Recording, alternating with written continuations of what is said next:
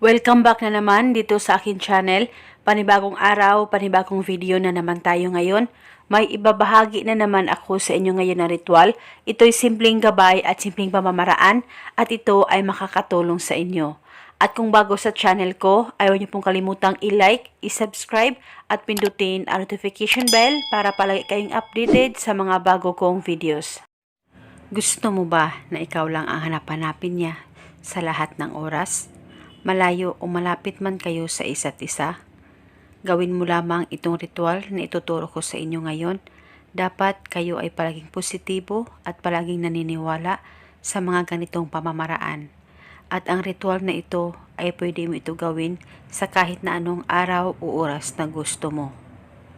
Ang gagawin mo lamang, maghanda ka ng papel at panulat at isulat mo ang pangalan at apelyido ng target ng 3 beses. At pagkatapos, kumuha ka rin ng isang buo ng dahon ng laurel.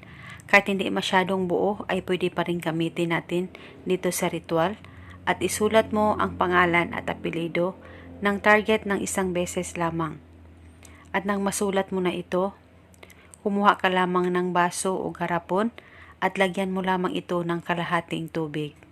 At pagkatapos nito, tupiin mo ang papel kahit ilang tupi at ilagay ito sa baso o sa garapon na inihanda mo na may kalahating tubig. At isunod mong ilagay ang 1 dahon ng laurel na sinulatan mo ng kanyang pangalan at apelyido. At pagkatapos, lagyan mo lamang ito ng kalahating kutsarang asin. At nang malagay mo na lahat, ang dahon ng laurel, papel, at ang asin, ay hawakan mo itong baso o garapon, ilapit ito sa baba mo at ibulong mo lamang ang spell na ito. Pangalan at apelyido, ako lamang ang hanap-hanapin mo sa lahat ng oras, malayo o malapit man tayo sa isa't isa. Ibulong mo lamang ito ng 7 beses. Dapat ikaw ay nakafocus at nakakonsentrate sa paggawa nito. At pagkatapos ay itago mo na itong ritual sa safe na walang makakakita at makakaalam. At huwag niyo pong takpan itong ritual. Itago mo ito hanggang 7 araw. At pagkatapos ng 7 araw, ay pwede mo na itong itapon. At kung gusto mo, pwede ka gumawa ulit. Wala pong problema.